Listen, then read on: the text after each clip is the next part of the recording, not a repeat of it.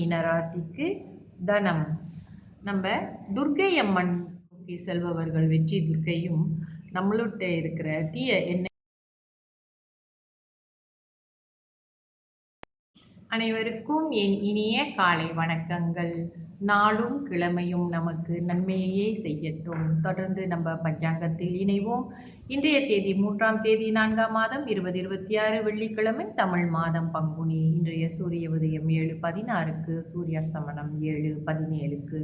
இன்றைய திதி தேய்பிறை பிரதமை. தேய்பிறை பிரதமை திதி முடியும் நேரம் இன்று காலை 11:12க்கு. அதன் பிறகு துவிதியை ஆரம்பமாகும். இன்றைய நட்சத்திரம் சித்திரை. சித்திரை நட்சத்திரம் முடியும் நேரம் இன்று இரவு 9:55க்கு. அதன் பிறகு சுவாதி நட்சத்திரம் ஆரம்பமாகும். இன்றைய யோகம் சித்த யோகம். நல்ல நேரம் காலை 7:15 8:45 வரை. அதன் பிறகு மாலை வேளையில் 6:16 7:16 வரை. இரவு வேளையில் 9:16 10:16 வரை. ராகு கால நேரம் காலை 11:45 மதியம் 3:16 வரை. யமகண்ட நேரம் மாலை 4:16 5:46 வரை. கூலிகன் காலை 8:45 10:15 வரை. சந்திராஸ்தம ராசி. இன்று கும்பராசி அன்பர்களுக்கு சந்திராஸ்தமம் காலை 8:58க்கெல்லாம் முடிவடைந்து அதே வேளையில் மீன ராசி அன்பர்களுக்கு ஆரம்பமாகும். இன்றைய ராசி பலன் பார்ப்போம். மேஷ ராசிக்கு உயர்வு, ரிஷப ராசிக்கு புகழ், மிதுன ராசிக்கு லாபம், கடக ராசிக்கு செலவு, சிம்ம ராசிக்கு சுகம், கன்னி ராசிக்கு கவலை, துலாம் ராசிக்கு மேன்மை, விருச்சக ராசிக்கு வெற்றி, தனுசு ராசிக்கு விவேகம், மகர ராசிக்கு பொறுமை, கும்பராசிக்கு கவனம், மீன ராசிக்கு தனம். நம்ம துர்க்கை அம்மன் பற்றி பார்த்தோம் என்றால் ஒவ்வொரு ஆலயங்களிலே ஒரு நாமம் அவருக்கு வைத்திருப்பார்கள் அல்லவா. ஒவ்வொருக்கும் ஒரு காரண பெயர்கள் துர்க்கை அம்மனுக்கு இருக்கிறது. அதை சிலவற்றை மற்றும் நாம் முக்கியமாக தெரிந்து கொள்வோம்.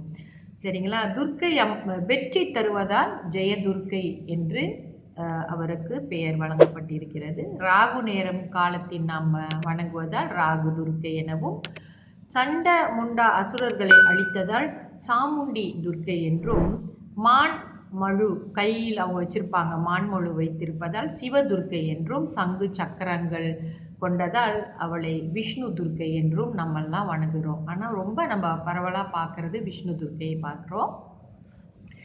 இந்த உருவங்களிலே அவங்கள் கோயில் கொண்டு இருந்து நம்மளுக்கு அருள் பாலிக்கிறார்கள். அப்போ வெற்றியை நோக்கி செல்பவர்கள் வெற்றி துர்க்கையும், நம்மள்கிட்ட இருக்கிற தீய எண்ணங்களை அழிப்பதற்கு சாமுண்டி துர்க்கையையும், சிவதுர்க்கையும் மோட்சத்திற்கு துர்க்கை என்று விஷ்ணு துர்க்கை, நம்ம வாழ்க்கையில் எல்லா வளங்களையும் பெறுவதற்கு விஷ்ணு துர்க்கையும் நம்ம வழிபடலாம். ராகு கால நேரத்தில் துர்க்கை அம்மனை வழிபடுவது என்பதே நம்மளுடைய தோஷங்கள், நம்ம குற்றங்களை போக்கி நமக்கு சிறப்பான வாழ்க்கை அமையும் என்பது உண்மை.